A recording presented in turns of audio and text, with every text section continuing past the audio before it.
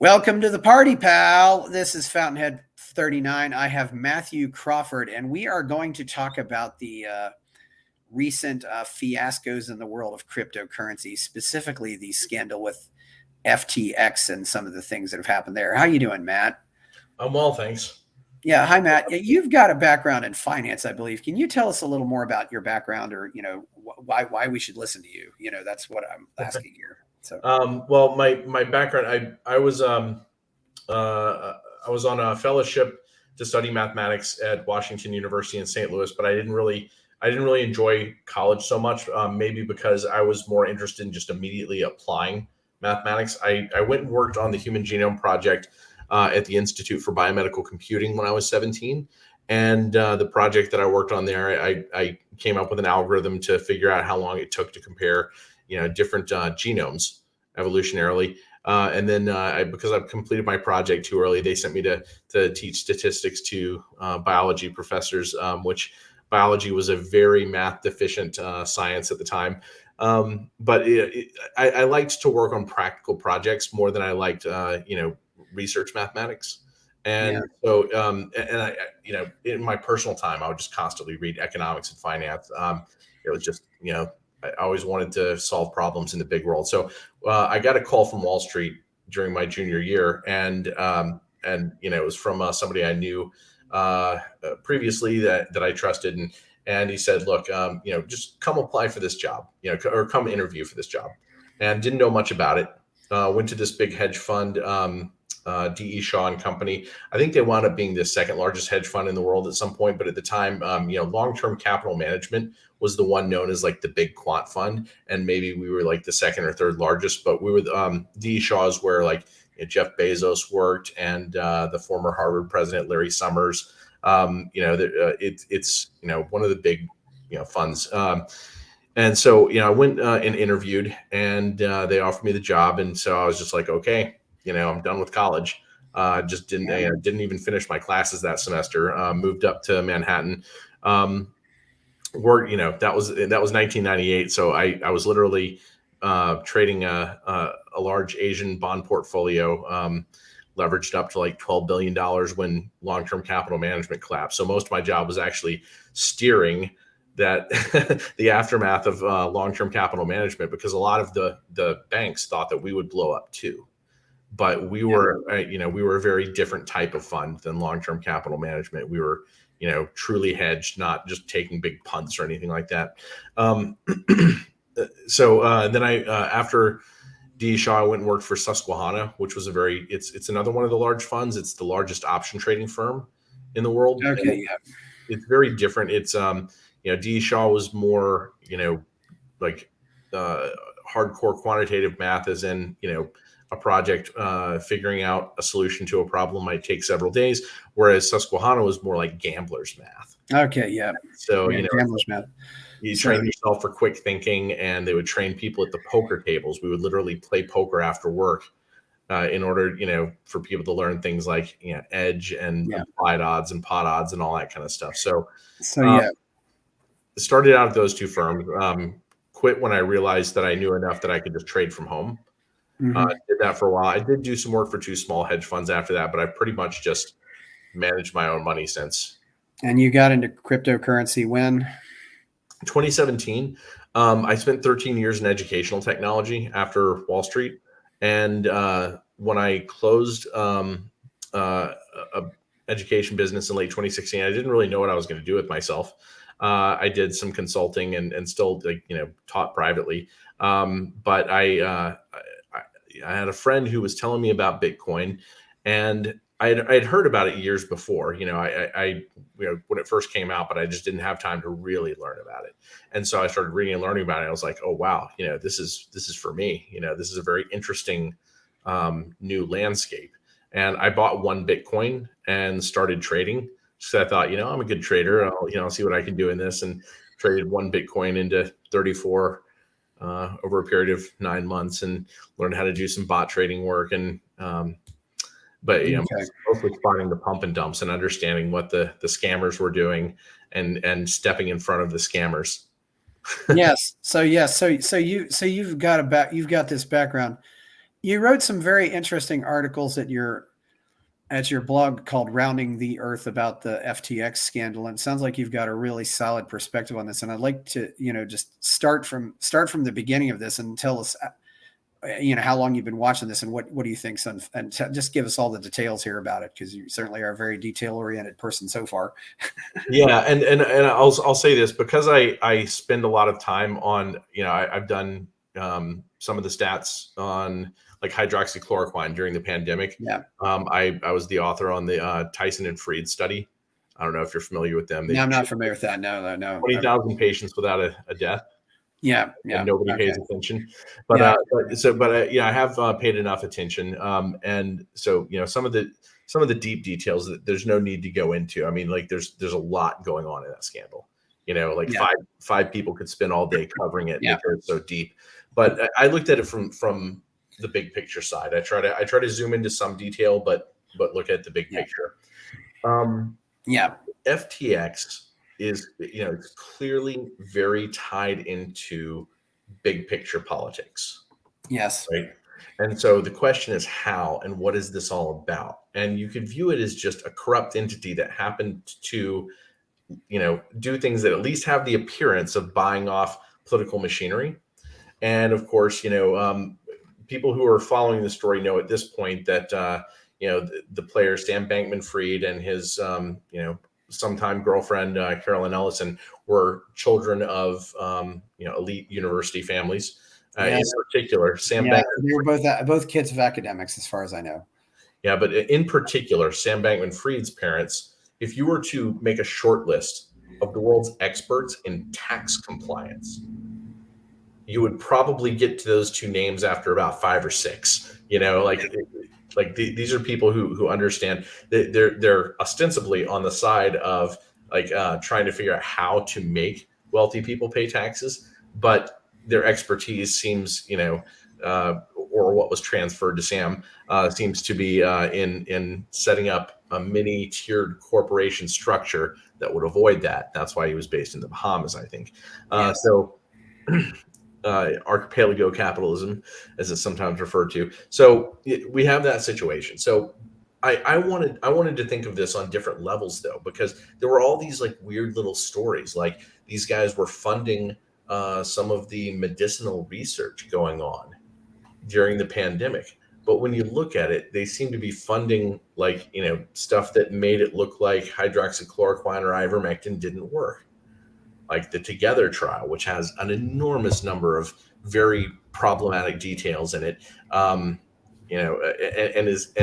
itself, the publication is not particularly well documented. You really have to dig down to find out what happened in that trial, but there's a lot of shenanigans there. And then you have this connection to effective altruism, and I think that that's essentially a cult umbrella used. Even Sam Bankman-Fried himself said in a chat exchange with a journalist, he was like, these are the shibboleths that people expect you to say. And I think that it is just sort of a modern PR umbrella for people who just want to be well known and be well liked while they're doing whatever they're doing. Now, very, very big picture. I believed for a long time that we would live through the collapse of the dollar. I believe it's sort of ongoing. We're in a process of the dollar perhaps even melting up, because I think other fiats around the world that aren't as strong, that don't have this immense navy that the U.S. has that can control ocean trade, deep sea ocean trade. I think that because of that, the dollar will gain value in the shorter term, right? The euro may collapse. We could see currencies all over Asia, South America collapse.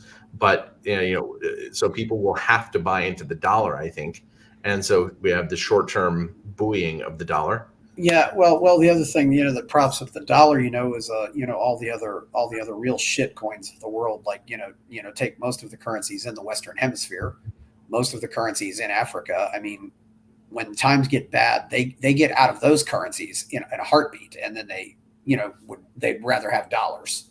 Sure. Yeah. I mean, you'd rather have dollars than anything named a peso, for example.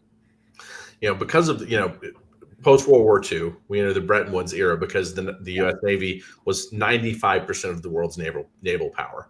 Right, we were the ones who could police all of world trade essentially, and because of that, I view essentially all other national currencies as proxy dollars or less fundamental dollars. Maybe except the Soviets and their system, but of course they didn't have the deep sea traffic control. So it was never going to work for them. So I as reserve currencies have, I felt like we would see the Triffin dilemma, the Triffin paradox reach that critical stage, and we would have some kind of an earthquake. And I think we're in the midst of that earthquake right now. But the dollar's melting up a bit. It may take some time before we actually have the revolution between currencies. So I've been on the lookout for something for years. So I viewed FTX as part of the bigger picture, and I said, well, what can I see that would tell a story of FTX being part of the bigger picture? Yeah, and FTX only got started in 2019. So it wasn't that old. I mean, this was a story really where somebody, a guy went from being nowhere to being everywhere to being nowhere again. I mean, even faster than the turnaround for MySpace. But there was no corruption in MySpace. I mean, MySpace just got big and then got small again. Yeah. I mean, this is and it looks like to me maybe this was all. Is it possible that this was all set up as part of the bigger plan?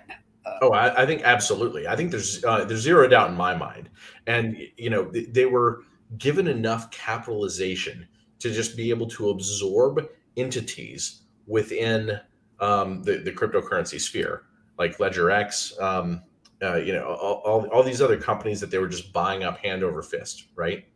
So they were consolidating control over cryptocurrency.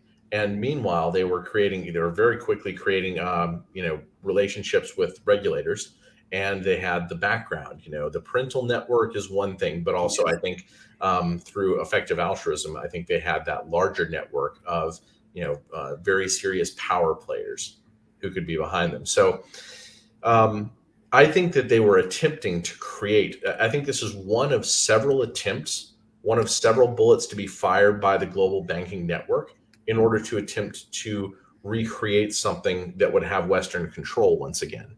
And that's the reason they were able to gain support. When you look at FTX Alameda, it looks a whole lot like the Treasury and the Fed. FTX's token would be like printing dollars. And to the extent that they had any losses, they could jettison them to Alameda. Yeah. So, on the books, it looks a lot like the Treasury Fed situation. Yeah. Yeah, and you've got Sam Bankman-Fried. Both of his parents were professors at Stanford Law School.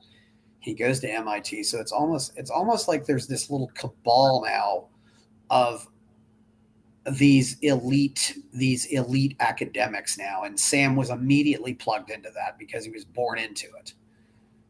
And maybe it's funny. For example, if before Amy Coney Barrett, you realize that all 9 justices on the Supreme Court were either from Harvard or Yale Law School. And I said, okay, I don't know if you put anything in the Constitution, but it wouldn't be a bad idea to maybe have nine judges from 9 different law schools. Amy Coney Barrett went to Notre Dame, and before that, the last one who was not part of that two was Sandra Day O'Connor from Stanford Law School. But yeah, it's so crazy that. And that's not very far outside the same circle, really. Yeah. Stanford's not really that far out of the Ivy League. Notre Dame's not that far, and you went to Washington U in St. Louis. It's not that far either. It's probably maybe I don't know how you rate all this, but yeah, it's there's all this little network, of course, and of course MIT's right in the Boston area where Harvard is as well. So he got all into that, and Ellison, she's got she met up with Ellison, and then and it's a really very interesting where all this happens. Ellison's parents were both economics professors at MIT. It's just. Well, it's a bigger thing than that. Ellison's father is the chair of the MIT economics department. And let's be clear about this. The MIT economics department is the #1 ranked economics department in the world. Oh, really? Yeah. It's a little bit ahead of Harvard. and who knows what ranking, I mean, rankings are just like weighted factors, right? So, whatever anybody might want to say about that, but MIT has had a lot of the best economists, a lot over the years, Robert Solow, as an example. But this is a very powerful place. You've got MIT and Harvard right together, and then the number 3 economics department in terms of like publication rankings and all that is like way behind the two of them. So there's a 1 and 2 up there, but that's the number 1 economics department in the world, and you literally have a guy who employs people who have worked at the Treasury or Fed in very high level positions, right? So that is a very well connected position. And I want to mention this. After I was on Wall Street, I went into education technology, specifically building math programs for the kinds of students who could do more. Like I wrote a number theory book aimed at like 11 to 15-year-olds.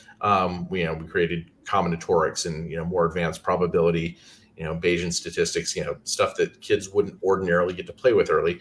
And Sam Bankman-Fried and Carolyn Ellison both were involved in programs that we helped build.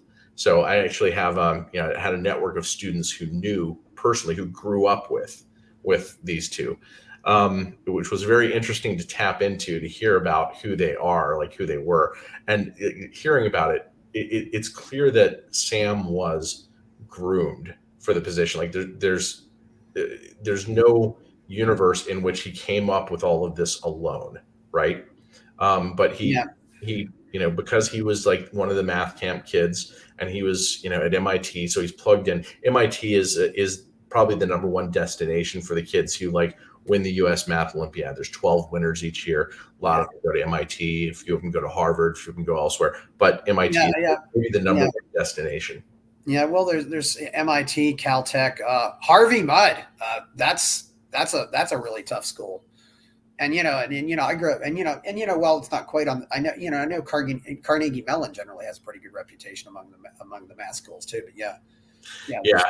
Some of the schools like Caltech is very small though, so you don't wind up with the same pool of people. But but that Boston area has so much power in drawing these kids together.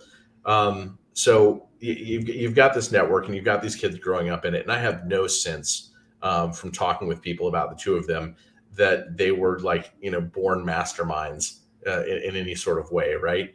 But I think you can be, I don't know. It's a real hard question of nature versus nurture, because it's funny, you see kids, you see kids who probably, come out the same when they're born, but then you see some kids who are taking first year calculus as freshmen in high school, and then other kids who are doing first year algebra as freshmen in high school, and it's just, you just wonder how this happens. And it's just because some of these schools don't have I'm hoping the internet changes this thing, because it's going to create a situation where a lot of the really smart kids, no matter where they are, can pursue their own educations. But it wasn't possible, and it wasn't nearly as easy in the 70s or 80s.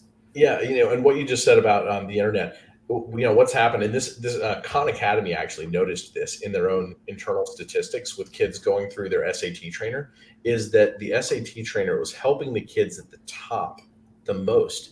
And it's because those kids are already able to self-interface with the motivation to perfect their skill sets, right? Yeah. And I think what happens is the school systems are just, they're so terrible. The Prussian model is kind of a controlled lobotomization, but you've got 2% of people who sort of wind up not being affected by it, perhaps in their studies, or they're sort of removed or set aside to some degree.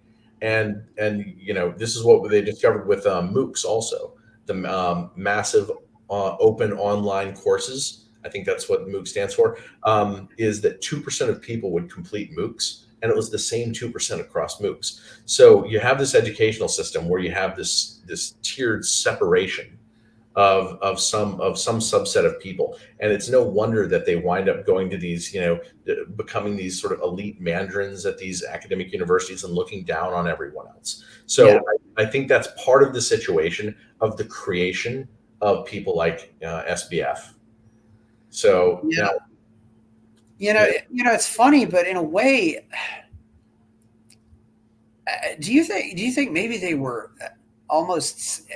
I'm almost gaining a little sympathy for Sam Bankman-Fried and for Caroline Ellison now, because if they're groomed for this, it's almost like maybe they all set them up to take the fall for this. Well, I don't think it was necessarily set up to take the fall.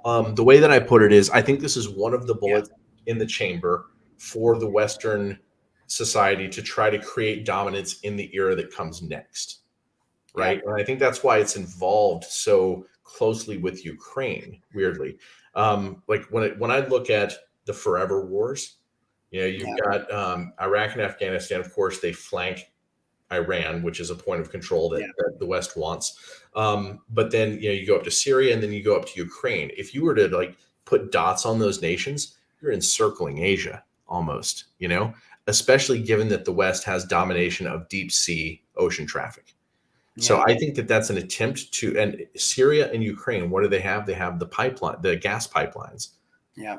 And of course, you're talking about oil in the Middle East, but the gas pipelines, that's the flow between East and West.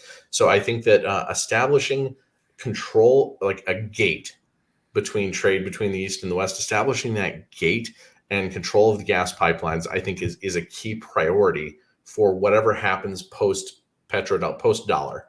I could say post petrodollar, but it's the whole show, right?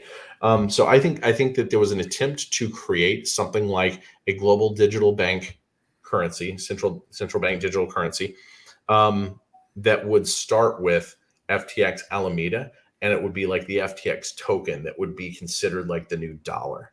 So I think it was one of several attempts, but it was clearly an attempt that a lot of attention was paid into. When you look at the organizational chart of FTX, there's a lot going on there. And when you look at their relationships with regulators and everybody else, and the fact that they were clearly given the capitalization to simply buy other entities already in the cryptocurrency space that already had developed processes, right? So, and so that was one way to put those companies out of business, because you buy them up.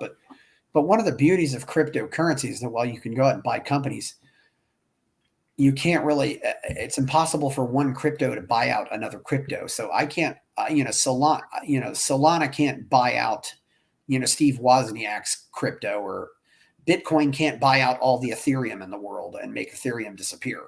Mm-hmm. I mean, there's no way to monopolize it, but there are ways you can do things like trying to monopolize the on-ramps and the off-ramps.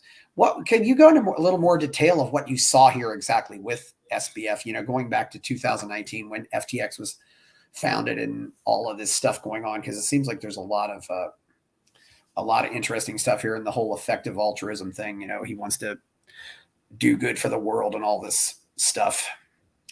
Yeah. So this is where my understanding is that William McCaskill approached SBF while SBF was a student at MIT, and I'm still trying to read William McCaskill. Some of his interviews, like his interview with Lex Friedman, was just immediately pulled. Lex Friedman pulled that one down. But my sense is a lot of what it projects is actually very simple messaging. It's like the slogan that I hear is "doing good better." If you look up the podcast that William McCaskill's in on a podcast list, you'll see that phrase over and over again, "doing good better." Like, that's so, 5-year-old messaging. It's easy to understand what you're talking about. But they try to create this veneer of the people behind it are a bunch of geniuses. And so they go out and they recruit all these people in Silicon Valley, right? Or at MIT or these places. And I think that's very similar to what Google did when Google got started. Google was built originally by, a few dozen engineers, but once they started really hiring large numbers of people, they literally sent representatives to the big universities, MIT, Duke. There was a guy that I studied with at the training program for the U.S. Math Olympiad team, Noam Shazir. He was on Duke's top scholarship. I can't remember if they call that like the AB scholarship or something. He was a perfect scorer at the International Math Olympiad. Real bright guy. If you went and asked people on campus, who's the smartest guy on campus, like most people were going to point their finger to him, right? So they went to find out who is the smartest person on each campus and hire that person.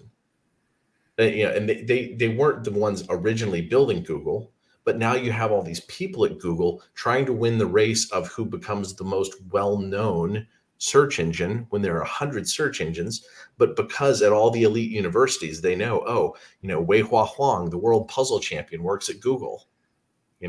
Perfect score at the International Math Olympiad, works at Google. This guy, that guy. Everybody from that era knew that the smartest person they went to school with was at Google.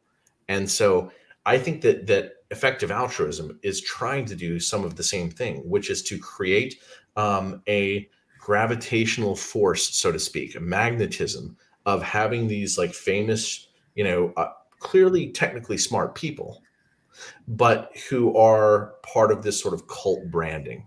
I think that's what's going on there.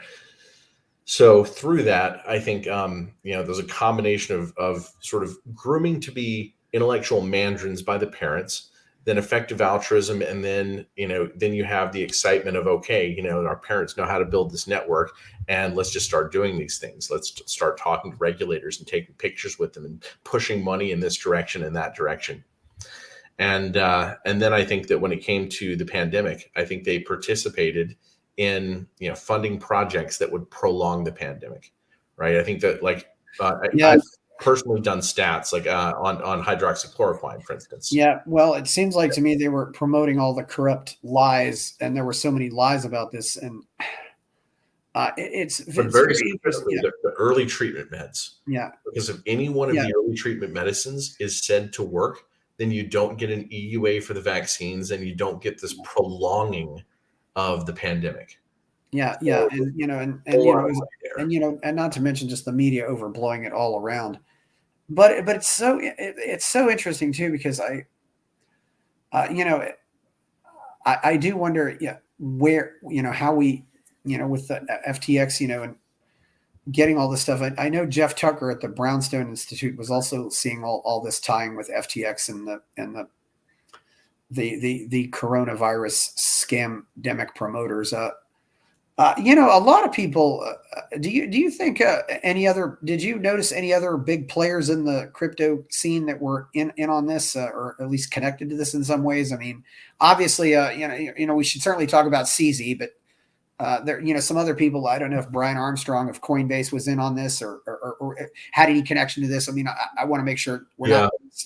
At least they probably knew who SBF was, or at least probably met him at a dinner party or something like that. But I can speak only to some specific corners, and some of it's speculation. I don't know anything about Coinbase. I think that CZ. I think that the pulling of the plug on Chinese miners may have actually been an international attempt at sabotaging FTX Alameda becoming the global treasury Fed.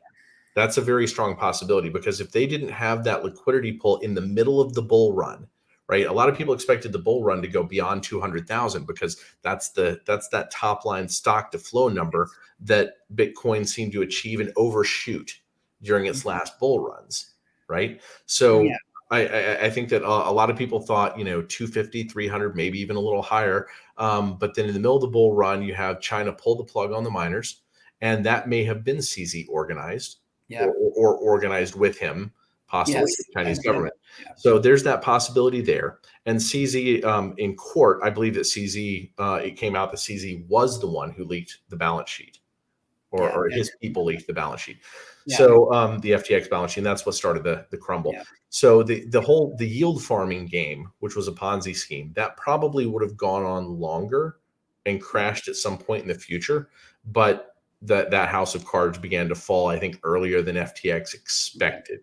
And so they weren't prepared for it. Yeah, and just to clarify, CZ are the initials of Chang Peng Zhao, who is a Chinese businessman who was the CEO of Binance, which is really the largest cryptocurrency exchange out there. There's Binance.com, Binance.us. And by the way, this forum is not financial advice. It is not tax advice. It is not legal advice. Thank you.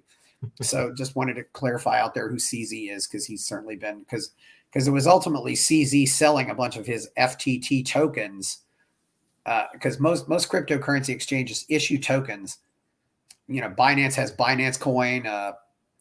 There's the Uniswap coin. There's the and there's there's some other, and FTX had FTT, and it was largely when CZ decided to sell a bunch of FTT that FTX said, "Oh shit!" It crashed the price, and FTX said, "Oh shit, we're in trouble now." They didn't even have to sell them to crash the price.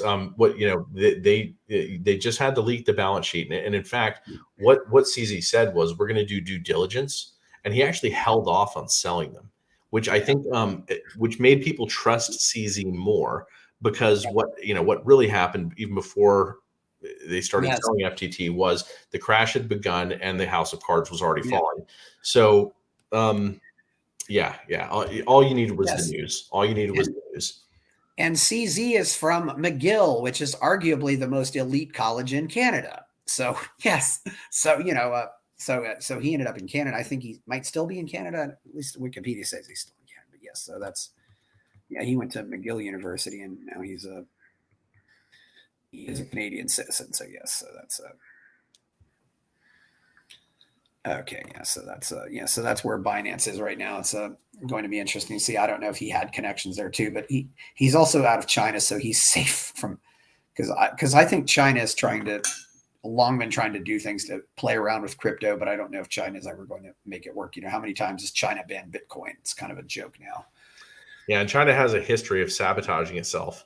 Western capitalism became the world sort of type machine because of deep sea trading. In the 1480s or 90s, that's when the Portuguese got around Cape Horn, and then through the 1500s, you have this creation of colonization. Europe had actually done away with slavery for centuries. Most Europeans had no idea the corporations were out building slave colonies. It was scandalous when it would come back to the newspapers. But China built the treasure fleet in 1403.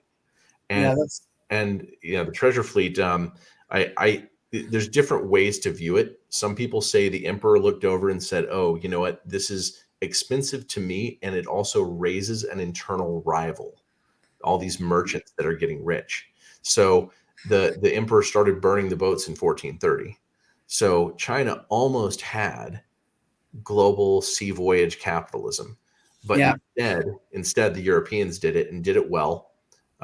East India Company is established in 1600 and 1602, and East India and British East India, China was more ahead of Europe at the time. Really, they were way ahead of Europe. It was quite interesting. Yeah, in a few ways, sort of. China was importing a lot of Western culture, I think, more than people know, like the terracotta army. That is that amazing. Do you know the terracotta statues? No, I don't know the terracotta statues. The first, I've only changed planes in Beijing, and that was enough for me. But anyway, the first emperor of China appears to have been heavily influenced by the Roman Empire, and that may have been the motivation for uniting the 7 warring states. And when he died, all these statues were crafted as if they were an army, like thousands of them, as if they were an army guarding his tomb. And when you look at these statues, they look really nothing like any art that was being produced in China.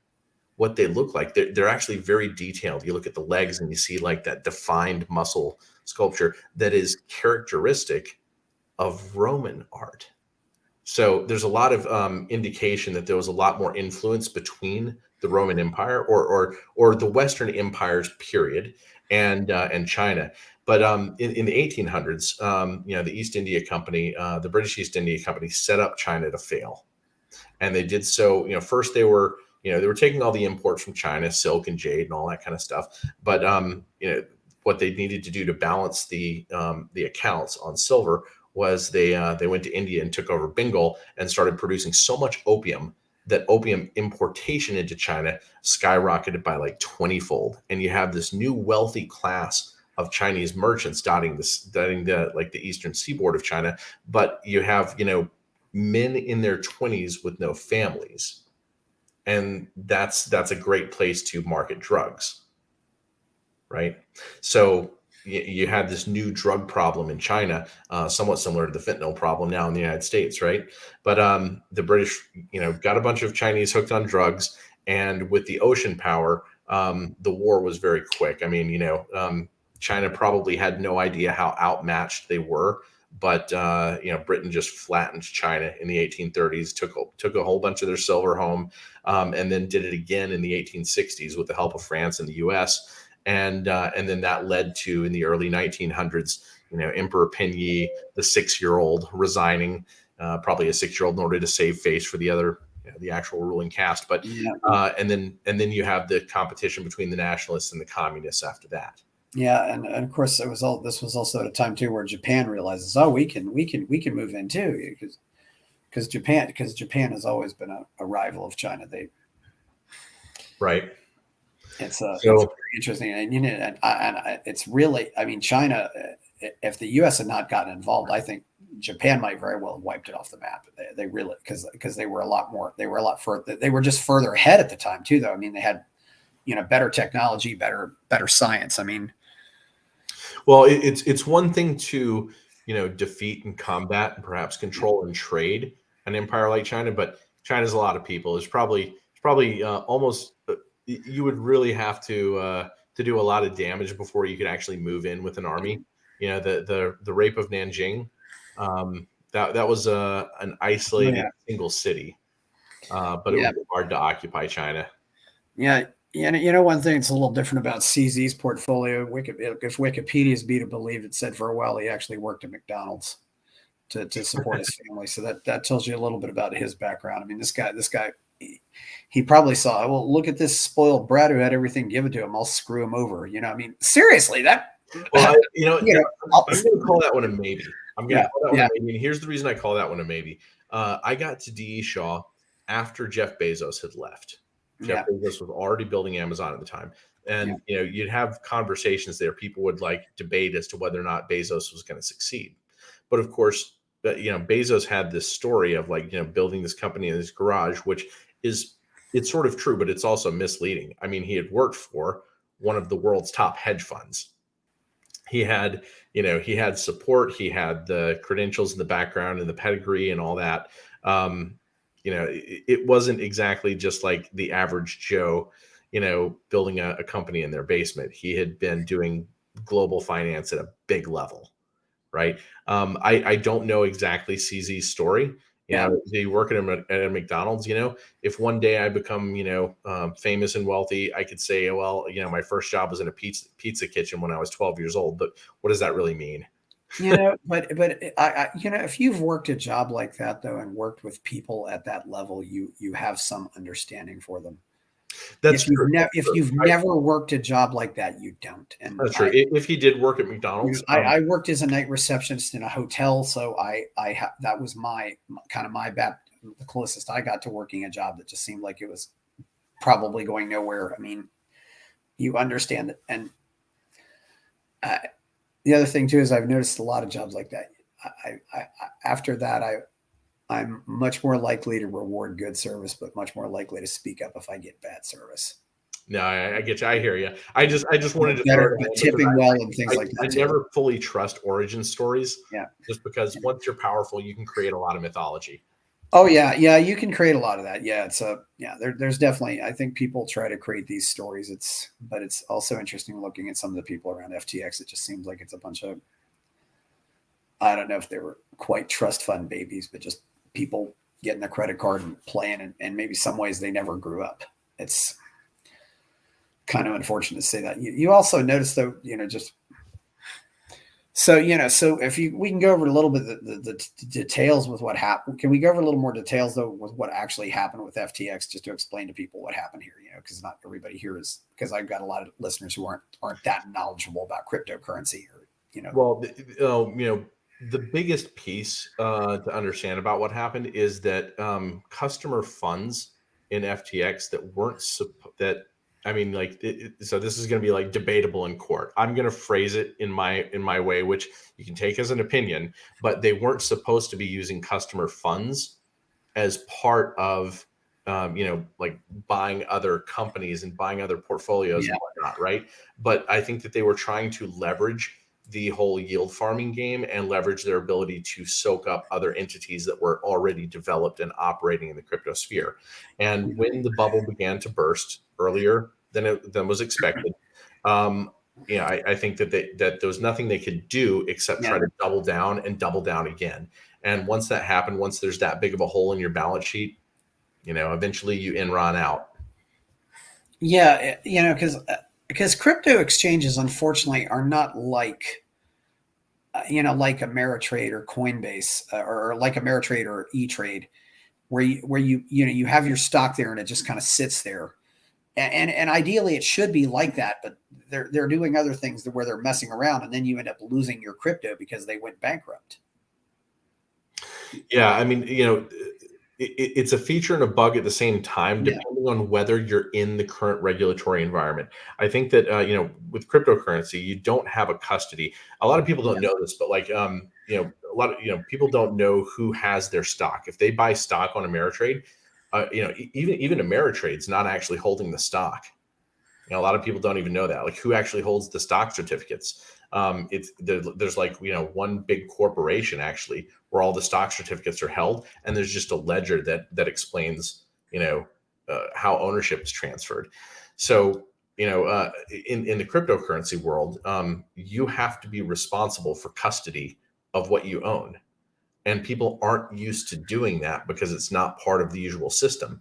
And therefore, they can get sucked into trusting people who will say, well, I'm doing it for you. I'm custodying your assets for you, when it just doesn't tie into the regular, system. So people are going to have to learn that the entire former paradigm is changing to one that's different, where trusted there's no such thing as a trusted third party anymore, essentially. And not even that there's ever been, right? Trust is always a matter of who has force in the system. But the force in the old system is tied ultimately to the US government. And so, when the US government says, you can't just walk away with people's assets, then that's sort of that's a backstop. In a sense, it's like they can do a lot of manipulation. I'm not a fan of a lot of things that the regulatory industry does, but one way or another, it is a final stop. It is the force of violence applied to the situation. Cryptocurrency, you don't even have people who are trained to understand what's going on yet. The regulators aren't trained to, everybody is catching up constantly. Even the people who are smart in the cryptocurrency industry, and they won't let on. But they're constantly having to relearn, what to do every day and how to handle things. So it's a very new environment, and we probably shouldn't let entities. And I don't mean the government. I mean, we shouldn't let entities get as big as FTX got. If you see somebody who has a lot of power, you probably don't want them as the custody, and you probably don't want anybody as your custodian. You have to learn to be your own custodian. I don't know if crypto is ever going to take off with people. I think because I've also heard stories about a guy getting kidnapped, and they say give us your private keys, and they hold him until he gives up his private keys. So I think there's different kinds of risks with a lot of different things. I think that it will take off, but I think that it will take a generation growing up in the environment. Personally, I think that the way that like public-private key cryptography, that's not normal to most adults, right? Who will understand public-private key cryptography? I believe that it will be gamified. I believe that public-private key cryptography, like NFTs, will begin. They already are to a degree. They're parts of video games. When you have important video game assets, these assets are starting to become NFTs, and control over those assets will be learned by 12-year-olds. They go, oh, well, I have to control my private key, or else this thing, or else I no longer have control of this thing. Okay. The 12-year-old will learn to do this because that flaming sword that their character owns is so important to their game experience. Right. So I think that that's the way that it will happen, and that you will wind up in 15 years with a group of 20 somethings and early 30 somethings who are in the professional atmosphere and building the new systems, who get it on an intuitive level immediately, and there's no question about it. Whereas right now, for all the rest of us, we're having to relearn and retool. And at some point, we all begin to be dinosaurs in terms of our habits and thought processes. So it will take a new generation to see whether this works. I think it'll work. I think that public-private public-private key cryptography is something that becomes natural. I feel pretty certain of that. And if I'm right about that, then the kids will do it. So long as we keep them healthy. It's hard to say. It'll certainly be interesting to see what somebody comes up with in the next 20 years. I don't know where this will go, but yeah, it'll be a process. Yeah. I mean, well, yeah, in a way, FTX ended up representing everything that, why it really ended up going against everything that, Bitcoin stands for. Oh, sure. This central, all this corruption involved was just, because there's no way you can corrupt Bitcoin, and it was just another way. But also, it seems like to me too, it was a way to try to push for more regulations on what's already there. Okay, yeah, actually, I think that's Plan B for FTX. I think that Plan A was to become the global central bank digital, global central digital bank. I think that was Plan A. Plan B, the fallback plan, if it failed, was, oh, look, it failed because we need regulation. So I think that's true, and a lot of people are talking about that. But I do think that was the Plan B. If they'd just been able to lift off, if they'd gotten that kite to fly, and it worked as a global central digital bank, they would have been all over themselves. They'd say, hey, we're the champions saving the world economy. Yeah, there's always this attitude of the government running in to save things, and I'm sure whatever they do, it'll be horrible because, and they can't, and I don't see how they can regulate crypto, although they can regulate the on ramps and the off ramps, and then Elizabeth Warren wanted to come up with that thing to regulate private wallets. They're going to try to do a lot of, and I also think there's a possibility that some of these regulations in America may be a blessing in disguise. If they attempt to regulate cryptocurrency, some of these projects will just say, the heck with it, I'll go outside of America and operate outside of America since I can't comply with these laws. And then I think that will just hasten the downfall of the dollar. Right. And that's not a bad thing. It'll be more archipelago capitalism where, we already have people, like tons of people in Puerto Rico. And you asked me to identify. Puerto Rico is still in the U.S.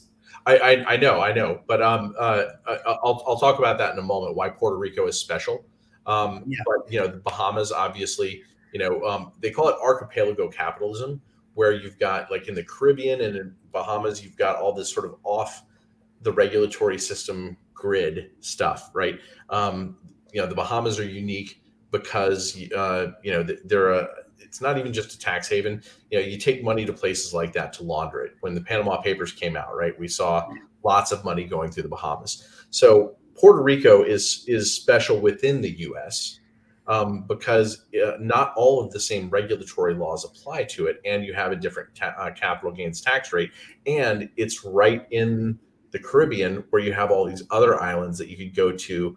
The same person could operate in Puerto Rico and then goes, just a short flight away and go operate and do something different outside of U.S. regulatory territory. So the Tether guys, the guys who created Tether, they want to remain in the United States to a degree, but outside the United States to a degree also. So like Craig Sellers, who was one of the three founders of Tether, and Brock Pierce, who was one of the three founders of Tether, they both live in Puerto Rico. In fact, I met them in September 2021. When I was doing pandemic research and statistics. I was invited to be part of the Global COVID Summit, and that took place at Brock Pierce's house, or one of his houses. He has like an entertainment house where there's enough space to have dozens of people and hear all the doctors speak and all that, right? So you had asked about like who other players might be in all this, and I actually wondered.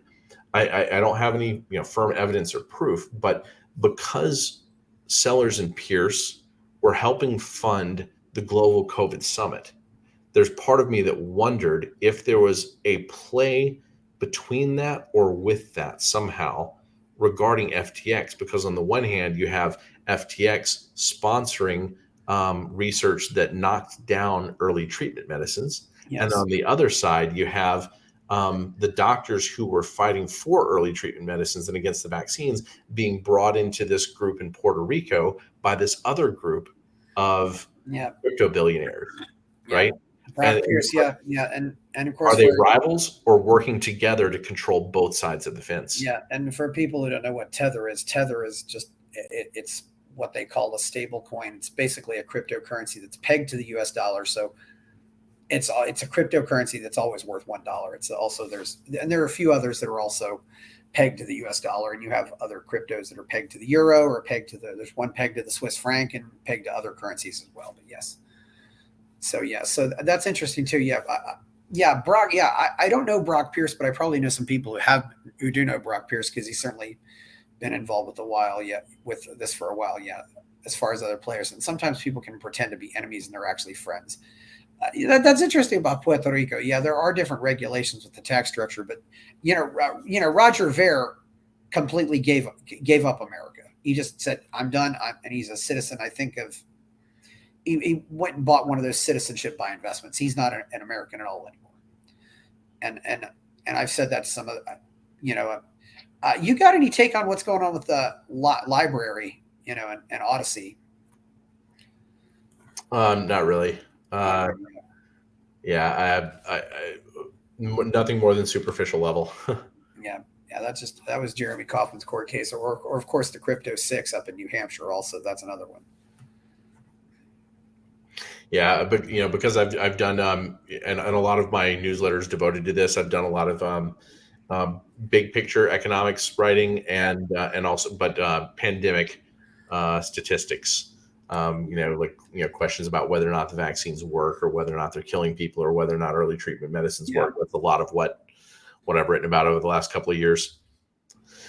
But I do keep fairly plugged in with the cryptocurrency environment. I go to Bitcoin meetups. I know some of the mathematicians who wouldn't want their names known publicly, who have been in Bitcoin for a very long time, or people who are developers. I actually met Brian Bishop. I had a dinner with people who were readers of my Substack. And this guy shows up, and I didn't know who he was, but apparently he's one of the two founders of Custody Bank, which started out as Avanti, the first Bitcoin bank in the U.S., located up in Wyoming. I don't know if you have you seen what's her name, Caitlin? What's her name? I usually know it because she's one of the better Twitter follows for cryptocurrency. But anyhow, he was the CTO of that, and he helped build Ledger X. Actually, he helped build Ledger X until it was sold out to FTX. So he showed up at this dinner that I held in Austin in January. So I do wind up meeting and knowing a lot of people in the cryptocurrency sphere, a couple of core developers, but you're either keeping up with it full time or you're not, and right now I'm not. But I dug into the FTX stuff enough because I knew that I could get on the phone and talk with people who knew SBF, and I knew that and I understood the big picture economic game pretty well. I think my view of what's going on in Ukraine is that it's sort of it's been in the works for years. In fact, the biolabs were originally in Iraq, in 2005 the biolabs were air shipped to Ukraine, and then you have like Obama being part of this weird control operation over what happens with these labs as they're getting established in Ukraine, and there's a lot of shadowy information. We don't know exactly what went on, but a lot of American money started flowing into that. So whatever this project is, it wound up. There is connections to the forever wars in the Middle East, but I think that it's encircling Asia and cutting off Russia. I think there's, I want to go on record here. I've told my Polish friends that I would fight for them if I could, and I've told my Georgian friends that I would fight for them if I could, if either one of them was attacked. I'm not sympathetic to Russia or the regime there at all, but I do wonder, if America had behaved differently, would this have gone differently? Oh, absolutely. I And mean, there's but no doubt. there's also this question that maybe Russia just would have attacked because that's what they do. Because Well, Russia, I think unfortunately, does have a long history of invading countries without provocation. right. Well, Yeah. looking at the Russia situation, after Russia broke up, after the Soviet Union broke up, Yes. if you were to sit, and I believe that the U.S. military did this. I think the U.S. military, the think tanks and discussions sat back and said, Yes. if you were Russia, what's going to happen over the next 30, 40 years, and what would happen as the dollar begins to lose prominence? Yeah. And actually, there were Pentagon financial war games, and I'll come back to that in a moment. But I think that the U.S. military long understood that when Russia sort of regained its balance, that it would realize that pushing west to regain Ukraine, and Ukraine is culturally very Russian. That mixing happened during the Soviet era, Yeah. right? And that Russia would want to move through Ukraine and perhaps up to the uh, you know up to the ocean, up to water, right? Yeah. The Yeah. US There's always Russia has always had this, try to create a way to get their thing, to have a warm water port, and having access to the Black Sea is where they generally do it. and to have the shortest land border to defend, right? If Russia goes through Ukraine, that narrows its border with Europe to defend. So I think that it was always viewed that Russia might move in that direction. And then post mortgage bond collapse, like 2009, James Rickards testified in Congress about how he was pulled into Pentagon financial war games, currency war. He wrote a book called Currency Wars. I think it was like a bestseller in 2012. And in that book, he talks about how the first move predicted was Russia dumping U.S. treasuries and buying gold. And what happened in 2018? Russia dumped nearly all their treasuries and started buying up gold. Yeah. So we knew what Russia would do instinctively, probably years before Russia knew what it was going to plan to do. So we set up the roadblock in Ukraine, and I think we just said, hey, we're going to sacrifice Ukrainian people. Like, over here, everybody's flying the Ukrainian flag, right? You go to, I had a friend who actually went by the Ukraine embassy in DC and said there was like no activity there. It's like a ghost town, but all these Americans are like waving the Ukrainian flags. And this is set up so that it looks like that the US is so happy for Ukraine, like supportive of Ukrainians, when really we set them up to be the battle line. We probably said 20 years ago we were making those plans. It's kind of unfortunate, but Matt, I also look back at my history and I see a country that has, where certain groups have been fighting for independence for a long time.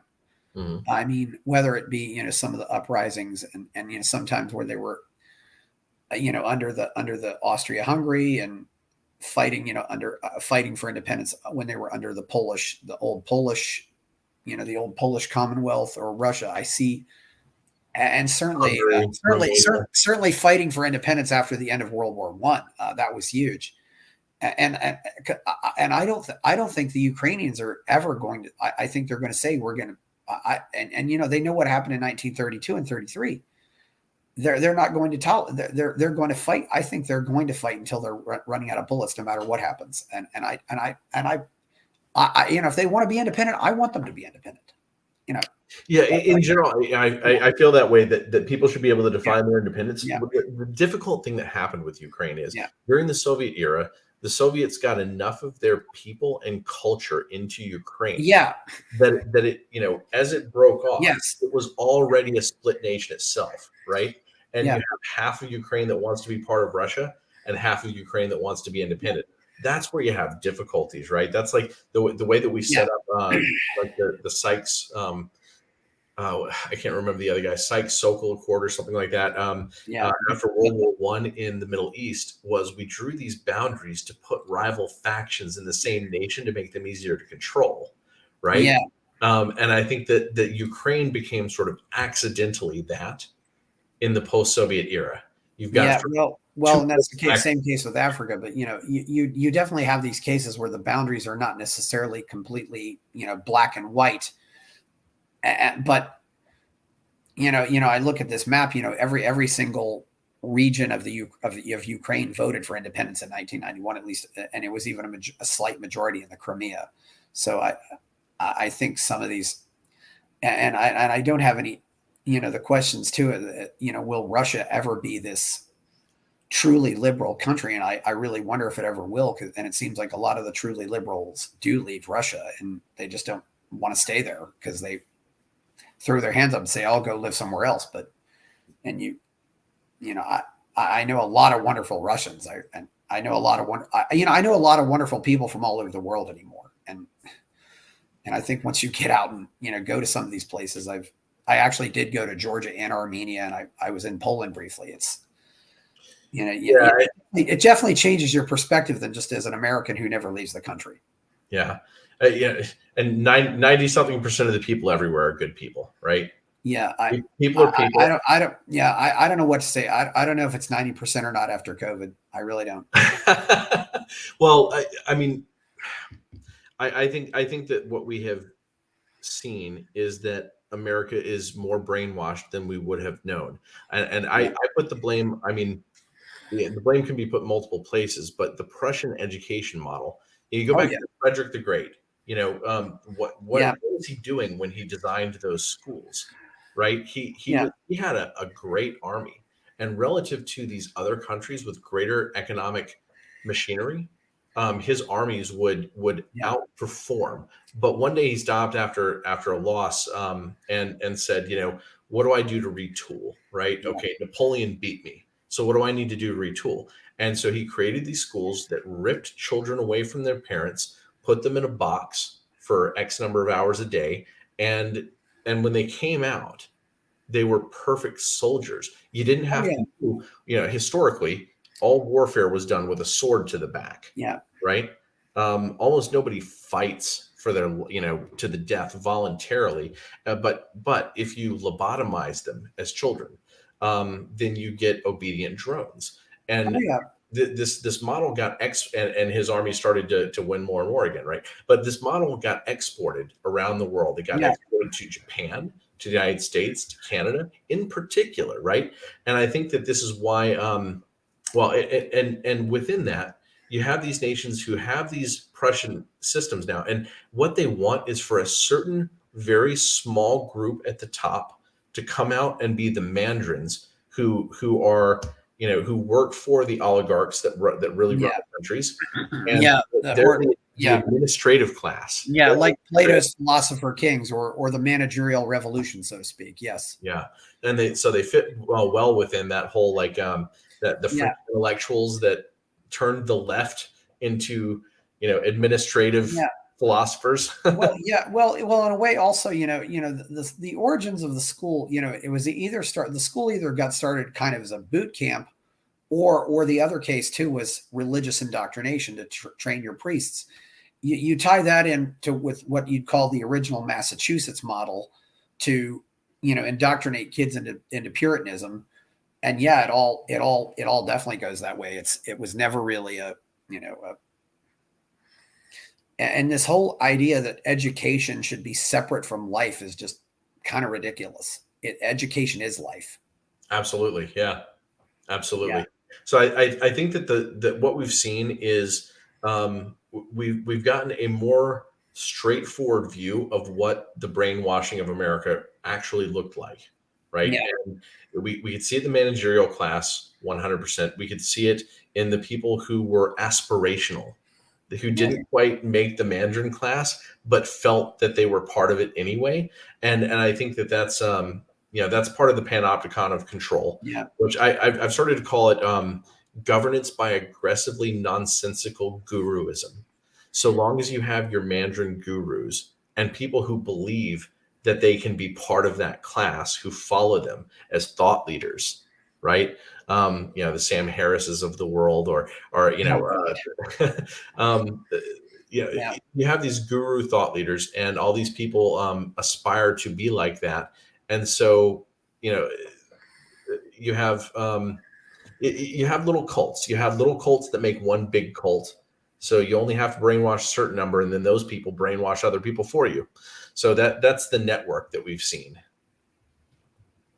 And we discovered it's definitely definitely a network like that. Yeah, and I think this network is getting just more and more divorced from the average American. And oh yeah, I think COVID was probably the wake up call that happened. And it's funny. There was a talk with Stephen Hicks, too, and he was talking about how how the Germans in the 1920s were some of the most quote educated people in the world, and what did they do with that? Congratulations. Yeah, right. this is what all your schooling did for you. You propped up a madman and created all this misery and disaster. I mean, it was really you just ask yourself, are these people smart enough to know? They should be smart enough to know better, but they're not. And I don't know where that comes from. There's other things too about the effective altruism. It is difficult to give money away effectively. Even Bill Gates pointed that out. How do you give money away and help people in a way that actually does help the situation? Right. And just not exacerbate them. You want to teach the man to fish. You don't want to give him a fish. A lot of people want to view like progress in human culture as only like adding something, right? Like you add a new technology and things get better, right? And we even define technology that way. Like Robert Solow, the MIT economist who won the Nobel Prize for coming up with the first aggregate growth model, he implicitly defined technology as that which creates more output than inputs. Capital, stock, and labor, that just scales linearly. But if you have technology, then you get exponential growth. You have something worth investing in. I think that that people have a hard time imagining that technology could also be taking away a roadblock, right? And the educational system is such a roadblock, right? We really have to break through that in order to dismantle the panopticon that turns 90% of the population into cattle, with 9.9% serving as a Mandarin administrative class and 0.1% up at the top, and all you have to do is pay, bribe, whatever, enough of your opposition's thought leaders. I think that's what's going on in the Republican Party. I think the Republican Party hasn't fought back well because a lot of the leadership class is bought off and corrupted, and I think my own take on the conservative movement since the end of World War II is they completely sold out on everything in exchange for being able to build up the military. They said, we'll give you everything else, but give us the military spending that we want. That's my take. And they didn't care about any of those other issues. Well, a combination of that, and I mean, I think that people are starting to realize how powerful sexual blackmail is. And possibly, yes. When you look through the scandals that have happened at the top of government, they've all been memory hold as well as possible. But Denny Hastert was 3 bullets away from the top seat, right? Yeah. I mean, Epstein didn't kill himself. That's the one conspiracy theory that almost everybody agrees on. I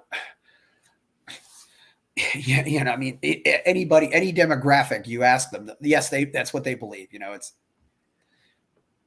It's kind of become a joke. I don't think is there anybody out there who does believe he killed himself? It's so, yeah. But larger than that, there has been a control industry. I think this is why Whitney Webb's work is so important. Yes, is because it tracks back over a century, of a combination of mafia and political control over the levers of power in the world. And I think that who wouldn't sell out could sometimes be compromised, or you could compromise people and then promote them as candidates. I think that the Denny Hastert story is probably that, because let's remember, he was a high school gym teacher. How does a high school gym teacher who rapes his students wind up, as the Speaker of the House? I think that that's an engineered circumstance. I think you compromise people first and then teach them to be politicians. You find the ones that you can do it with. Not every turd can be polished, but ultimately there is no opposition party. And of course we could also talk about Ted Kennedy essentially killing a woman. I mean, that's one thing I find interesting sometimes among my political allies when they get it. It's funny though too. All of Ted Kennedy's supporters just went through this attitude of we'll just act like it never happened, and it worked because Yeah. he got elected to the Senate 9 times. Yeah. A lot of the information warfare and the cognitive warfare is as much about what you don't promote as what you do. Does it seem like this? It's almost like the whole culture is just designed to put the worst people on top. For the most part, yeah. Especially at the levers of power. The people who want to control those levers, you might as well just call them, a centralized mafia. Yeah. Right. Like deep state, I think is like the most polished way of saying, mafia administrators. But that's essentially what a lot of that class is. And you don't have to, you don't have to compromise them all. You just have to compromise enough. Yeah, and there's some people, and I don't know, some people talk about groups like the Skull and Bones and stuff like that. It's even been shown there. I was reading that study that said if you join a fraternity, your GPA will drop 0.25 on average, but then you'll end up making 30% more money in your lifetime because you suddenly got into this network. Oh, hey, I'll call up my frat bro. Hey, I need a job. You got to go. Sure, come work for us. And it goes like that. You end up creating these networks. I mean, yeah, networking is important. You've seen how some of these networks develop even at a young age. I mean, going to some of these, where you end up in these clubs and I guess as soon as you enter a school like, well, you were at, a school like Washington University, you're immediately told that you're going to be running things, and you get into this point where it's like you're taken, like you're the prince and you're told you're going to be the king soon enough. Yeah. You're told you're future leaders, and there are enough people at elite universities. There are enough people whose families are already within the levers within the, power networks, right? High net worth families and, famous people, whatever. So yeah, there's a bit of that. And, and a lot of it too is the creation of these networks, but it's not enough to just have like Skull and Bones. You also have to disrupt other people's networks. And I think that actually part of the whole purpose of the elite university system is to remove potential leadership from communities all over the country, and it becomes sort of distilled madness. And I'll make a comparison, the ghettos, if you go back a century, African-American families are much stronger in the sense of having two parents and children, right? You have a much stronger moral foundation in a circumstance like that. You have this applies to all of America too, not just Black America, but yes. Right. But, in the ghettos, it's the worst, right? In the ghettos, you have like literally 3/4 of the family are single parent families. Yeah. Literally, and that's so enormous. And then what happens even worse? What happens is the best job for a lot of the people who do still, take care of themselves. They're healthy when they're 18 years old, right? They graduate high school. And what's the number one career for those people? Join the U.S. military. And so over the decades, a lot of the people who would have been the strongest leaders in those communities they're boiled out of the pot, and you have this distillation of madness. Yeah. And the ghettos get worse and worse and worse because I don't want to call where I'm from the ghetto, but I'm from West Virginia, which of course is also one of the whitest states in the Union. And it's also the only state that has lost population since 1940. Right. One of the 4 or 5 poorest states. Yeah. Too. So, there's a culture of hopelessness, and you have, in some cases also, you end up with people who get out and do get into these places, and then they completely renounce what they were, where they're from. And right. There's a lot of pressure. That there's any kind, and they forget that there's any kind of humanity back there, and there is humanity back there. Right. So I had a similar experience. I grew up in Alabama, central Alabama. Yeah. And, it was interesting to me, like going to things like national math competitions when I was a kid. Math was my focus. I realized it was sort of my sport that I could do well at and, earn a scholarship with. So So I did focus on it.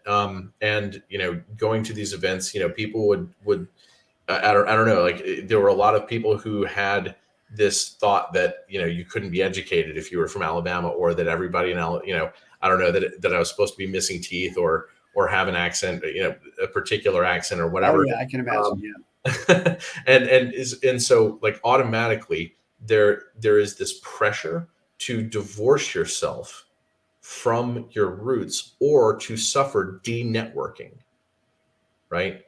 And I lived in San Diego for about 4 years, a little over 4 years. And I wound up, having a number of friends in the tech culture and people who would move to San Francisco and work for some startup or whatever. And it did feel like there was always, there's an underlying disrespect for a lot of people from other places in the country. Like there's like an assumption that like most of the country is just a bunch of hicks.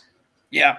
Not everybody. There are plenty of people in that network who did have humble roots themselves, but they clearly don't go back, right? They're no longer part of their community, even if they would personally want to respect some of those people. But then, at a party, everybody's drinking a beer and they, and they might talk down about the community that they came from and not, and, showing that they're on the right team.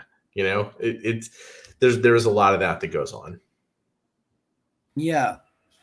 I don't know how that. It's really interesting how that works out. I don't know what else you saw, among the culture that creates this, but it's very interesting to see how you end up in these places where they feel like there's, and maybe it's just because they've been. The other thing too is there's a problem also that when you know that you're above average, you see yourself as a person who should probably be making the rules, but then you eventually, true intelligence is this point of realizing there is so much knowledge out there that I am never going to acquire, and there is no way that I can ever know everything. And I think some of these people never come to that realization. Yeah, they get siloed. They think they can run. They really think they can know everything and be in charge of everything and make up the dictates for everything. Are you familiar with Gelman amnesia? No, I've not heard that. Gelman amnesia. Yeah, as soon as I explain it, I mean you'll understand it, but it's it's the name that gets associated with this. It's where people read the newspaper, and they come across an area where they have expertise. So let's say that the 2 or 3 parts of the newspaper where you personally know the content of the information best, and people read the newspaper, they read those articles, and they go, wow, that's some horse shit, right? And they recognize that this article is just total propaganda. But here's what they do: they forget about that when they don't apply that to the rest of the newspaper, right? Because everybody is siloed into their specializations, that they see the BS within their specializations, but they don't apply it to the other ones. And so even when they see the BS in their own corner of the world, they don't realize that their world has been specially constructed for that. And that makes it easier for them to denigrate the people who are outside the specialist class. And I think that's part of how the specialist class works. It's in combination with the Gelman amnesia. They know that there's BS in the Mandarin class, but they don't know that it's all BS. And so, they denigrate the people who are part of the fabric of society, and they separate themselves from it. They create their own bubble of control. So the thing about the Mandarin class is they're taught to not to want to integrate with the rest of society and the rest of culture. They're taught that they're better than that. They're taught that that even spending time with those people is not worth their time. Well, so they don't understand those people. And they don't care to understand those people. And all they can do is make rules for those people in order to keep them separate and controlled. It's just, there's just this, I don't know what in the world makes you think you can possibly know what's best for everybody. Yeah. And how you can, and that was just so shown during the entire pandemic nonsense that we can, it was the ultimate. I mean, it was the ultimate in hubris, and just Educated people wearing masks to stop themselves from getting a virus. And I don't know, and yet I don't know what, and after this, it's almost, it really makes me have a lot of questions just about the nature of the species in general. I mean, what in the world happened here? And, and now facing possibly the prospects of a major nuclear war. I mean, yeah, I have hopes. I don't think that we're going to see a nuclear war because as high as the tensions are during this economic decoupling that's going on, it is still the case that the leaders of every nation around the world live comfortable lives that they don't want to give up. yeah. So, Oh yeah. like the mutually assured destruction game theory, I mean, it's hard to imagine that won't. Well, I don't want to say it won't hold because there's a chance, right? But I view like there are people who get down on the species, like the human condition is something that's necessarily negative. I view it as a positive in this sense. Given that there is no, I don't know, that there's no game, whatever God might be, it's not like a game referee. My conception of God is just the whole, like everything, whatever existence is, all of it. I don't attempt to know it any better than that in a lot of senses, at least, or define it any further than that. But it's not. But I don't believe that it's like a game referee. It's not a game referee going, that's a yellow flag, that was unfair, so therefore I'm going to reset the board. That doesn't appear to happen. But the way that evolution of a species works is we get better by testing our defense mechanisms, right? This is why 99.9999% of viruses don't harm us, because we have co-evolved along with RNA and even later DNA viruses, and we have integrated them into our genome, and they are part, like our immune system is part of millions of years of viruses interacting with mammals. In this mammalian species, we've got all kinds of retroviruses right in our DNA. And so I think that if we view that culturally, we have to find defense mechanisms for the fact that psychopaths, can bubble to the top of a ruling class and hamstring everybody else. And this is why, one of the reasons why I'm hopeful for Bitcoin, or at least I hope some version of it. Whether or not, like, you and I talked a little bit before, it's not important to me whether it's Bitcoin or something that follows, or an evolution of Bitcoin that pairs with something that follows. That's not as important as whether or not it gives us a new defense mechanism, right? I think that our species will game theoretically develop new defense mechanisms in order to restore health, because there will always be a series of challenges that we have to improve things to overcome. That's certainly a very optimistic way of looking at it. I think that's very interesting. Yeah, there's definitely something out there that, I was pointing out, yesterday, everybody likes to compare the dictator to Hitler, but I pointed out, Hitler, Chancellor in 1933, dead in 1945, said he did all that in 12 years. And I said, you realize that Putin, while he's done some damage, hasn't done nearly as much damage in a longer time. If you really look at how, really and granted, not to mention the fact that he's older, and maybe we've already gotten into a system, I hope, where maybe that kind of damage can't be done, or at least to that degree. But I view Putin as he's the ordinary monster, not the extraordinary monster. Yeah. Right? When you just look at things sort of rationally, what would you imagine a leader of Russia to be doing when they realize that there's economic decoupling, and the West did not keep its side of the bargain? Oh yeah. In terms of encircling Russia on the NATO side, right? Yeah. I also think there's this whole thing where not to mention, if you look at a lot of the history of some of these invaders, they're not nearly as old as Putin. Putin is 70. Most of these guys, of course, people didn't live as long. But, Alexander did all the things he did in his 20s. Right. I don't know. I think he's probably more cautious just as he's gotten older. I don't know. I agree. I don't think he's out to conquer so much as he is out to create the best defensive Yeah, position, and he is willing to hurt people to do it. yeah. That part is for sure.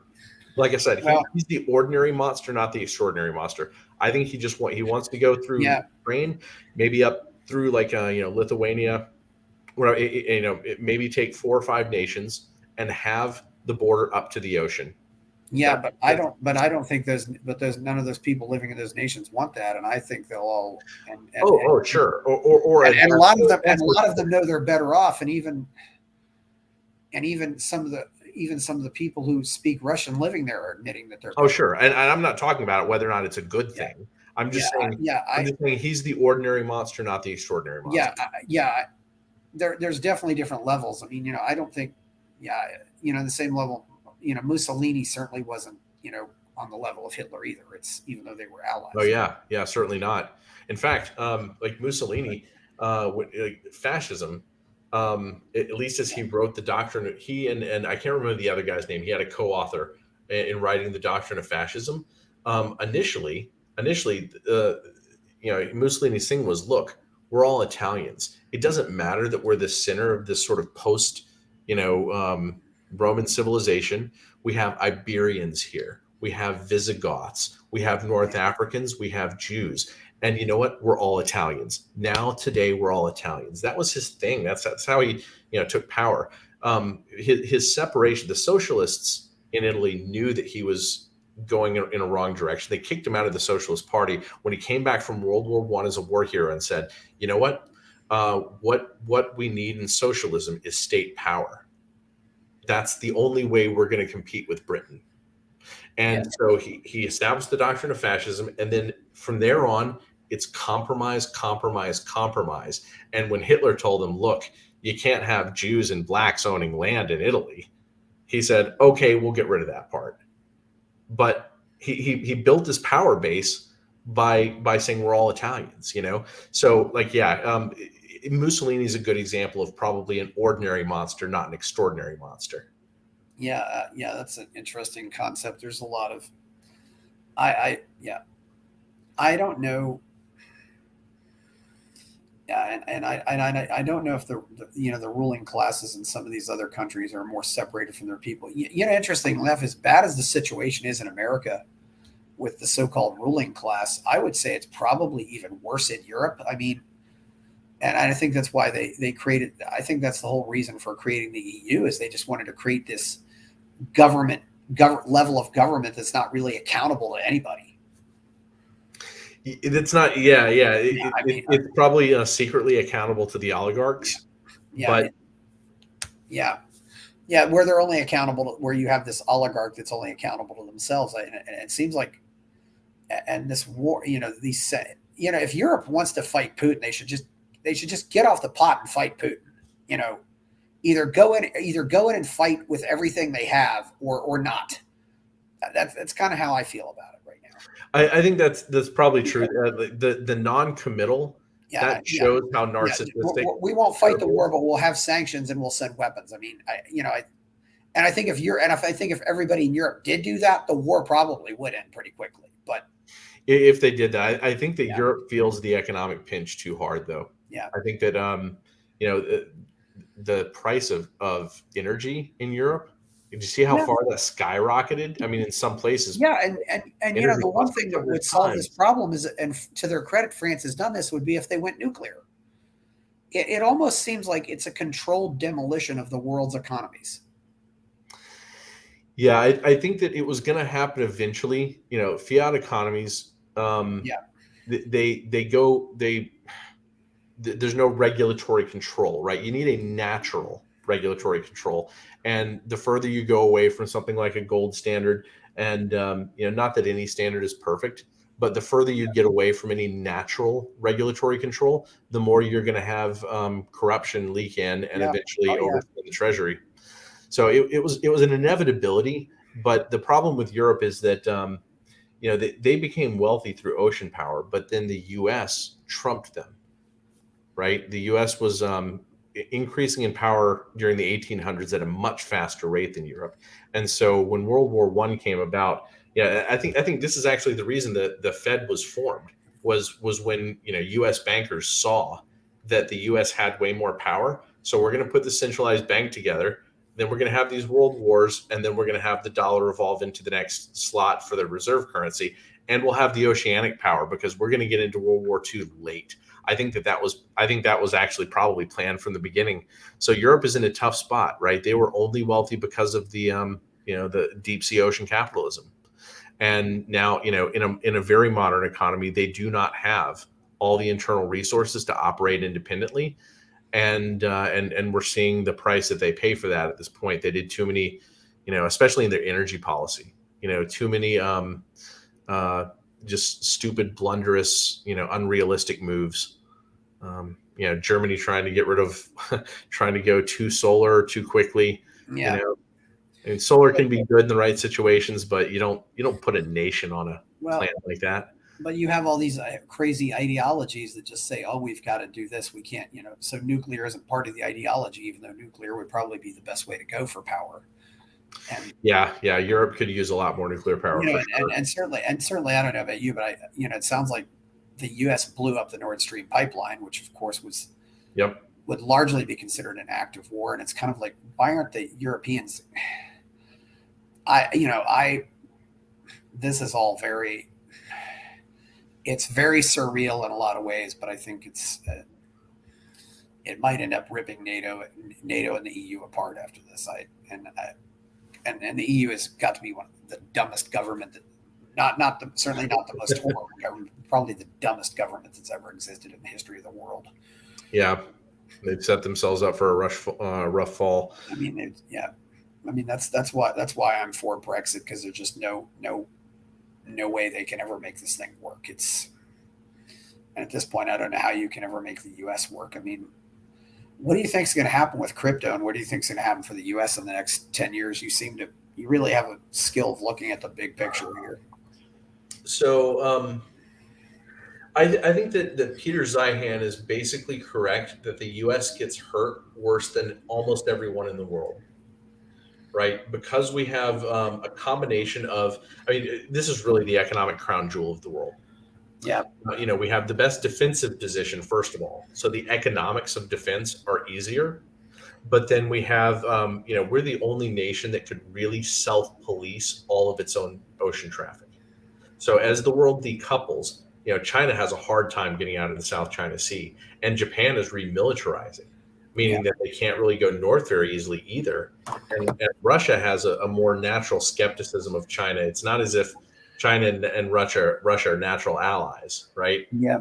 Part of Mao's rise to power was realizing that that to accept Soviet communism, that it would never really fully take in China. So he kind of played them off against each other very well, right? But I think that the U.S. will be able to source the resources that it needs from the outside. Nobody else has quite that range. I think France will do better than most of the rest of Europe for a combination of reasons. Britain will as well. Turkey. There are a few nations that will not suffer as much, but consumption will collapse in a lot of places around the world as we sort of enter the post Bretton Woods era. Yeah. Right? And I think that that's where cryptocurrency will be taking more and more hold, is that the Cantillon effect, which just sort of sucks value out of the far reaches of the dollar empire, meaning people in South America and Southeast Asia implicitly get taxed every time we print dollars. Those people will begin to use cryptocurrency more and more. We see wider spread adoption in Nigeria and in India. India is an interesting place because you have a tech industry that has started to blossom. The IITs there, those are their technical universities, are pretty good.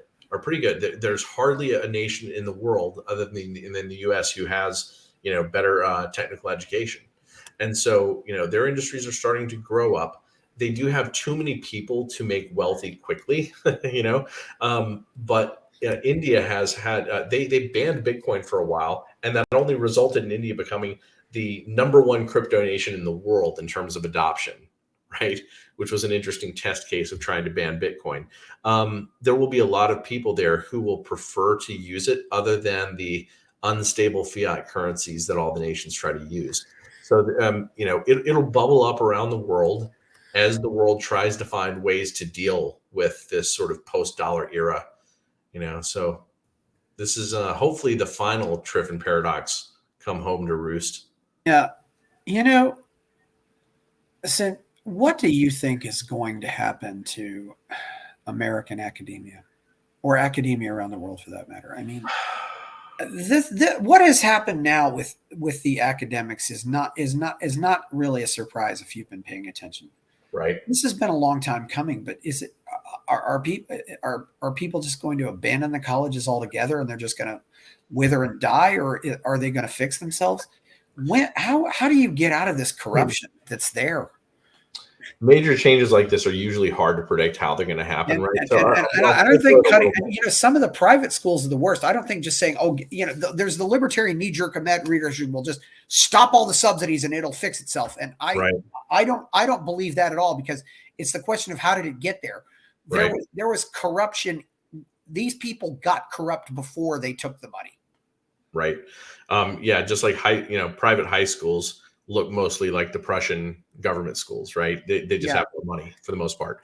I think that there will be a period of tumult and competing philosophies. I know I don't remember which university. Last night, my wife mentioned to me that a Florida university was firing a whole bunch of people, going like strongly anti-woke, to reformulate what they were as a university, and that they were going to axe maybe even entire departments. I don't know. This is like brand new news, so I don't know how the breakdown occurred, and I haven't read the article yet. It doesn't surprise me to hear that news, though, right? I think that we will see different attempts. There will be experiments. We'll see how they play out, and then we will gradually see more universities adopt those models. I think, though, that the reformulation of what a university is will have to also go hand in hand with the reformulation of pre-university education, right? We suddenly have 6 million new homeschooling Americans. That's a lot of people engaging in a giant experiment. Oh, yes. And how those people turn out will affect what universities market themselves, competing for those students who are, maybe untainted by a lot of them are suffering in the short term because they just don't have an educational system formed. But I think a lot of parents are figuring out how to co-op homeschool, or figuring out how to do it in one way or another, right? I mean, there are some people, like you called yourself sort of like an unschooling proponent, and I mostly think of myself that way as well, right? But parents who work a 9-to-5 job still need a little bit more structure in their lives a lot of times. So I think that we will see gradients of differentiation from the school systems. Some people, I have 2 nieces, and they do like 2 to 3 days a week of getting together with other homeschoolers to do some classes, right? And that'll be co-oping will be solutions for some people, but one way or another, the people who are going to college are going to be changing, right? And the number of people going to college will change. I think the number of people going to college will begin to collapse now. I don't know where it'll wind up in the future. But looking at the whole thing, it seems like to me, I definitely, there's a lot of complexity here, but there seems to be, there was a time when, and when the intellectual class wasn't this corrupt, and I'm just wondering, how we get out of this, because or we just make them irrelevant. And it's kind of weird, because do these college professors realize that if they destroy civilization, they're going to destroy themselves too? You can't have colleges and not have a civilized society.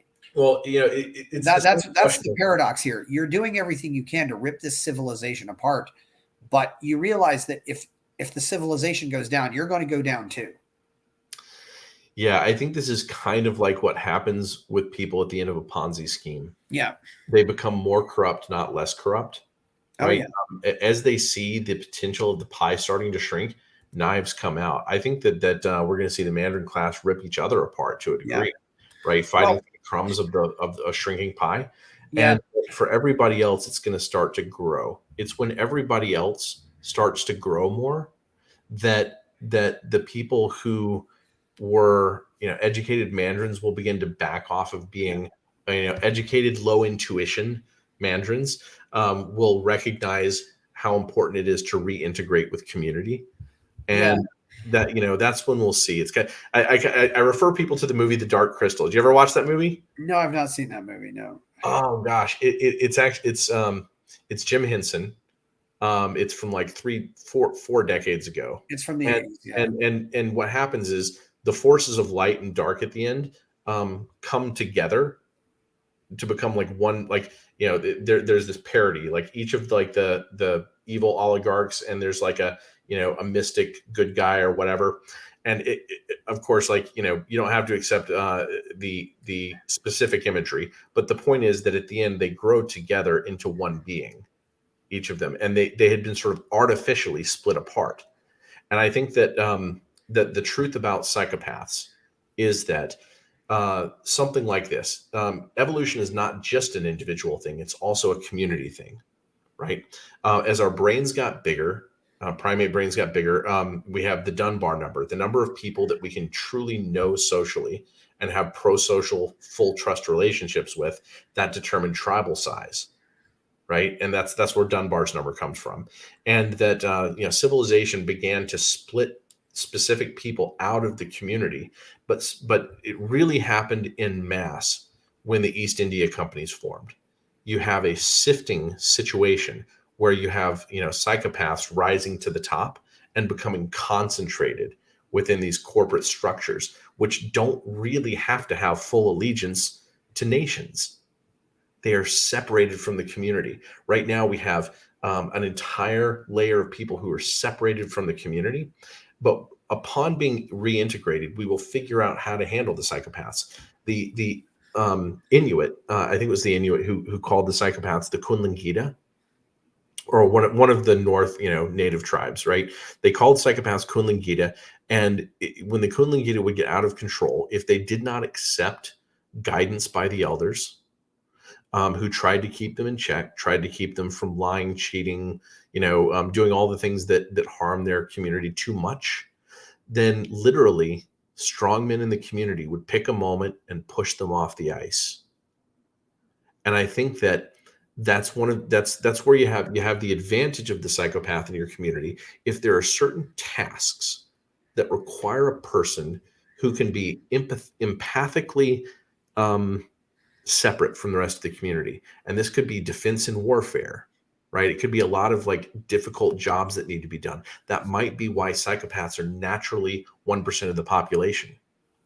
Yeah. If we reintegrate them and govern them, and I don't mean govern by necessarily statutes, but govern socially by ordinary forces of, you don't get to be part of our party if you don't behave. Right. I think that's actually the way to begin to reform full communities where we don't pick certain personality types, filter them out, and create this Mandarin class out of them. Oligarch and Mandarin class. The oligarchs are the psychopaths, but they find the Mandarins of the other personality types that they can train up to be their henchmen.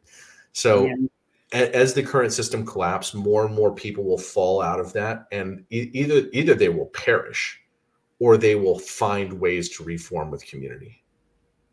I think that's ultimately the game theory of how we get out of this. Yeah, it's going to be where do you think crypto is going to go? Cryptocurrency and Bitcoin are going to go in the next 5 or 10 years. I think just up and up. Honestly, I mean, like, I don't mean, I'm not talking about the prices. I'm talking about adoption, just getting out there, making a difference. Well, yeah, and I do too. I mean, I think adoption and price will go hand in hand, right? Because you have more and more scarcity.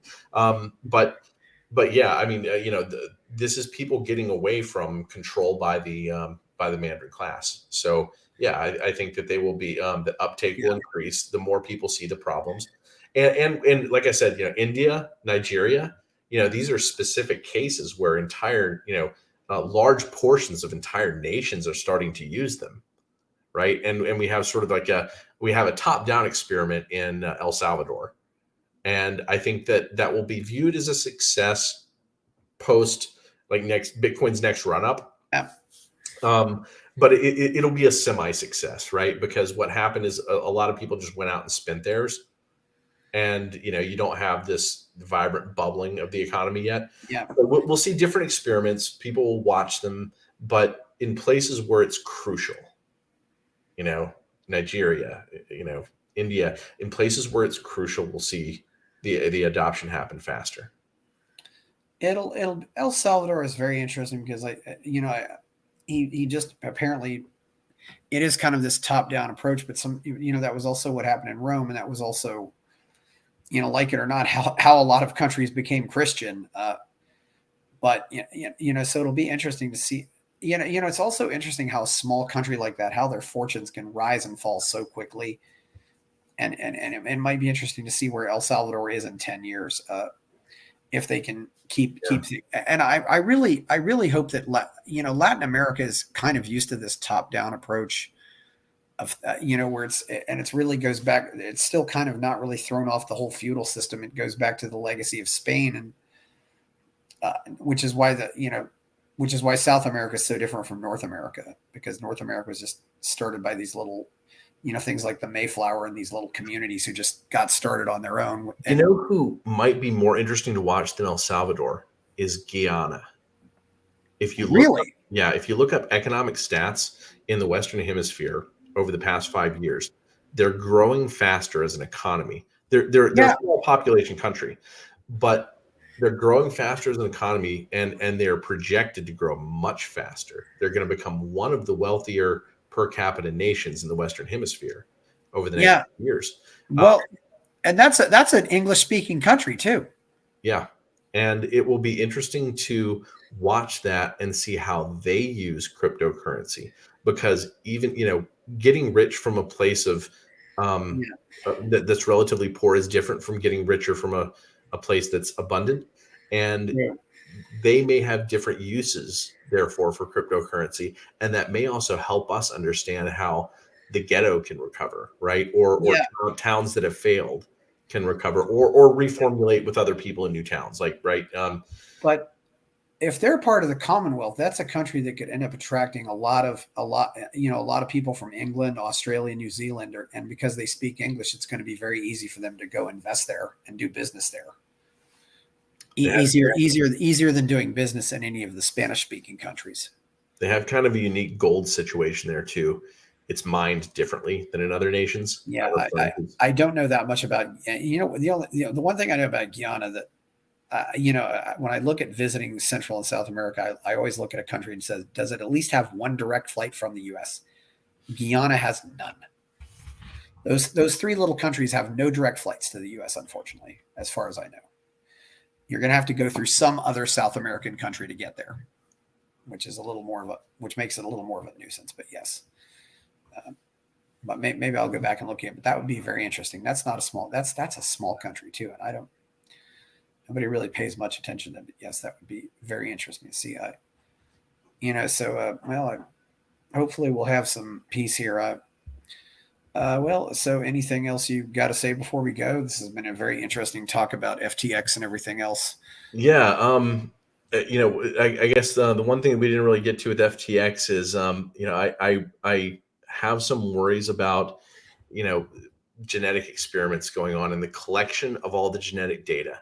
I think that coerced biological experimentation has gone in some weird directions. Having everybody around the world swab and give up their DNA.